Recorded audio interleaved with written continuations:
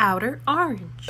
Hello everybody, Outer Orange here, and today is a big day for Vanguard people of all kinds, especially Excel players, because a lot of their stuff had the restriction list unrestricted today. Very big day. We got a lot of new stuff that kind of got announced. We got new melody cards that got announced, and it's just been a really big day. But most of all, for me personally, something I really thought that was cool out of this whole entire thing was actually one card in particular, and it's the new promo called Sea Blue Witch Nini. So let's talk about it. So I am actually a dedicated witch player. I got my witch cards right here. You guys can't really see because of the glare, but I do have an actual witch deck with sleeves. I don't know if you can tell, but I got my witch sleeves and everything. So I actually really, really like the witch archetype. I think it's super cool. Unfortunately, in standard, it's kind of dead. But we're gonna talk a little bit about it and kind of how it works. I'll be showing cards to the left of me. Kind of like what they look like as I discuss them. But pretty much, Sea Blue Witch Nini is actually a really cool card. It's really gonna add to the clan, because the archetype, because actually the archetype could really use something like this. I think it's really gonna accelerate the archetype just a little bit more. Is it gonna be broken? No, it's not gonna be broken, but it'll be a really fun deck to play. The deck is already pretty fun, and this will just kind of add on to it. The last time we got support was Gigi. I have it right here, but I'll also show it on the screen. But pretty much, it's just a way to draw and get power and then draw some more. Really good card. And just kind of explain what the witch deck does. So pretty much the main player of this is Coco, and Coco's skill is Cowboy Soul Blast, a grade 3. Draw 2 cards, discard any number of witches, and get protect markers for them. And it's specifically protect 1, which is like the downside. I kind of wish there was a way to play protect 2 into this, but the archetype was released pretty much before protect 2 even existed. So unfortunately, that doesn't work. But anyway, so your whole focus is you want to have as many witches as possible to generate gift markers, so you can go into another grade 3, which is called Zozo. And she, when it attacks, you reveal as many protect markers as possible, and you get 5k for each of those. So if you have 5 protects, that's 25k, 4, 20, so on and so forth. Also, she has an on-hit ability when you can counterblast and draw a card with her skill. The main purpose of the deck is to just like draw a crap ton, gain some kind of power, generate soul through other witch cards, and have as many protect markers as possible. The cool part about it is the deck actually does have a finisher, and that finisher is called Popo. Popo's skill is if your deck has 10 or less cards, she gains 10k, and your opponent can only call zeros from hand. So what's nice about this is that you can pretty much force your opponent to have to guard with only triggers. And if they don't have triggers, they have to take the damage essentially, unless they can somehow intercept through. A very interesting way to finish off, but like the deck is kind of lacking with Coco specifically. So Coco requires you to Soul Blast a grade 3. This is now we're going to get into why Sea Blue Witch Nini is really good, and the new promo. Hopefully the promo comes to America. I hope it does, because I'll definitely be playing it. I played when the Gigi stuff came out, which was like a couple months back. I think it was when OTT got its had it set literally like when Susano came out. They had a witch card in there, and I was playing with it. I really like the witch cards. But anyway, so Sea Blue Witch Nini has a skill that says, during your main phase, if you have a Vanguard with witch in its card name, this unit gets a grade +1. And then act rear guard cost, put this unit into soul, look at 3 cards on top of your deck, and put them in any order. So let's talk about the first skill. So the soul cost skill is continuous. So pretty much if you ride a grade 3 on top of this card, which normally you want to ride Coco, she gets her skill activates. She becomes essentially a grade 3. So Coco's skill has 2 skills. When she rides upon a grade 2, you draw a card, and then you can instantly Soul Blast the same grade 2, which would be Sea Blue Witch Nini, and activate Coco's second skill. The reason why this deck was lacking so much before is usually you have to wait pretty much quite a few turns. You have to keep riding and stuff to enable to generate all your protect markers. Well, now you don't have to do that anymore, because she exists. Nini exists now. Well, she will be existing very soon, and she will make this a lot easier because she's a grade 3. You can Soul Blast her out, and you can activate Coco's skill right off the bat and go into your magic protect markers. Because the whole point of Coco is you get all your protect markers and then you ride into Zozo and you swing with all your protect markers and you gain lots of power because your entire front row pretty much gains power on with Coco's skill, which is super cool because it just makes the deck kind of fun. Like you generate all these protect markers, you swing for high numbers, and you pretty much stall the game out like really hard because you have so many protect markers. You're not gonna die anytime soon. You draw a ton, so you're not gonna be able to like you're not doing much, but you're also not dying. So it's really cool. And this adds on to that stall, but also forces your opponent to go through their hand a little bit quicker.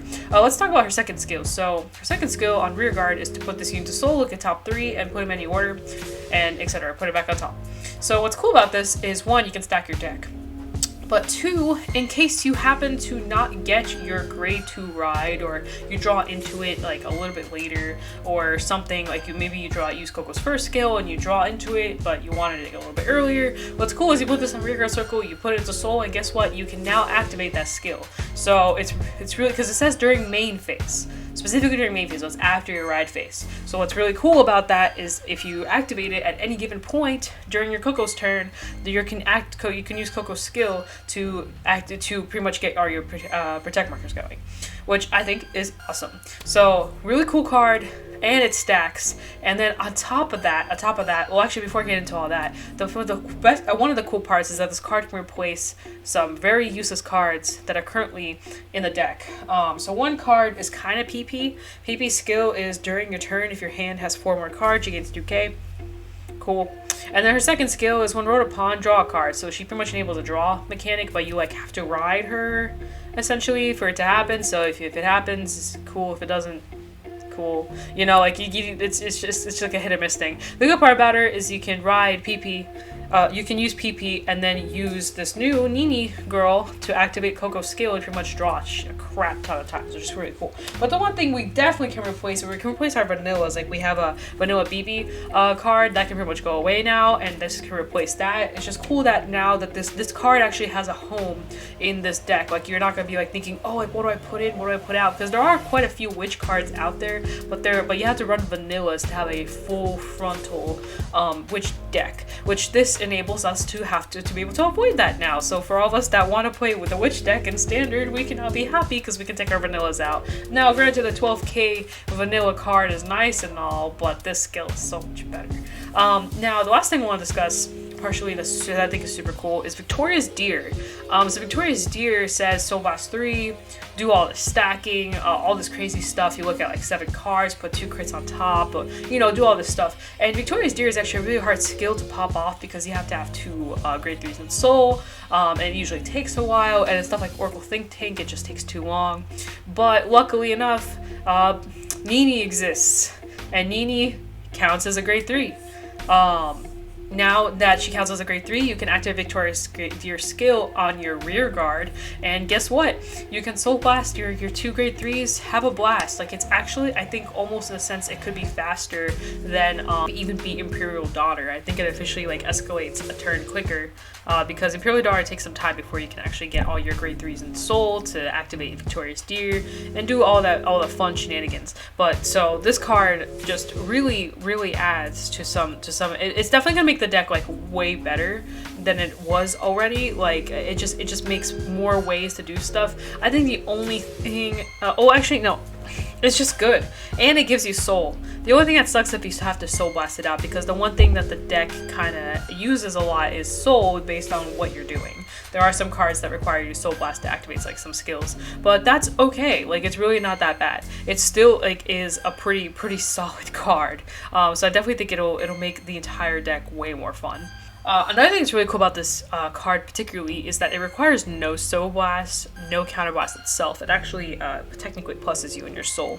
So as I mentioned earlier, you literally just kind of gain this and things just happen. I'd say the only downside to this card is that you have to get rid of it as a rear guard card. In case you need it, you have to put it into soul to activate your stuff. But the bright side is you know your top 3 cards, so you kind of know how to like just piss off your opponent.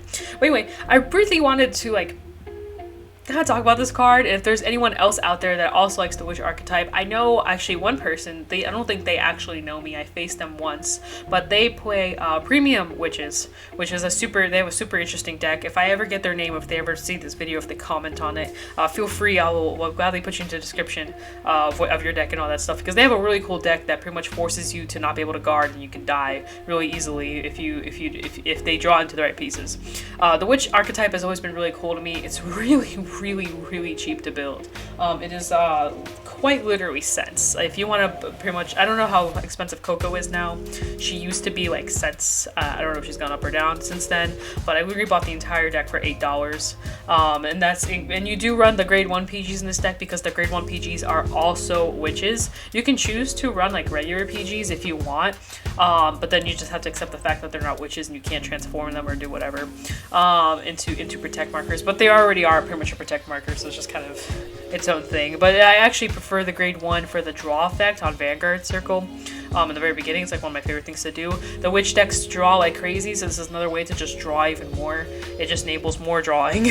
And the deck is all about drawing, so which is super cool because you always have like a big stacked hand. But if you guys are out there that are also witch fans, and maybe you guys are super excited for this card like I am, I like playing decks for fun sometimes, and this is definitely one of those decks that I like playing for fun. It's this one and like a couple others. Well, actually, I just recently built Highlander Bermuda, which I've been having a lot of fun with, just as a pure fun deck. So yeah, I'm really excited about this. I hope you guys are also excited about this. I don't know how you guys feel. I don't know if you guys care. I know there's a lot that happened during this particular Vanguard stream because a lot of stuff got restricted, but that's actually why I wanted to talk about Sea Blue Witch Nini, because while all this stuff got unrestricted and everybody went crazy over that, people might have completely missed these promos. The Bermuda promo was pretty cool too, but we're here to talk about the Nini Witch specifically, so I just wanted to talk to you guys about it. I thought it was really cool. I'm really happy to see. I really hope they continue supporting the witch stuff. Like, I hope they keep releasing more stuff to make this deck even. Oh, sorry. To make this deck even more fun. It's already pretty enjoyable, but I really hope that they just keep bringing stuff out just to add on to this, because I've really been trying to figure out how to make this deck work even better than it works on its own. And hopefully with more stuff coming out, it will just add on more stuff. But guys, that's all I really want to talk about. I just want to make a random video about Sea Blue Witch Nini, because I'm pretty sure no one else out there, as far as I know, is going to do it, unless they will probably mention it, but they probably won't actually make a video around it. I just wanted to do it because it's fun, and I like playing weird archetypes, like Nightmare Doll. This is my other weird archetype that I really enjoy playing. Well, guys, thank you for watching. As always, I appreciate you guys. Thank you for joining the channel and being here with me. Please like, subscribe, comment, do all that fun stuff to make a girl happy. And as always, thank you, and I'll see you guys in another video in the future. Bye, and das vidanya.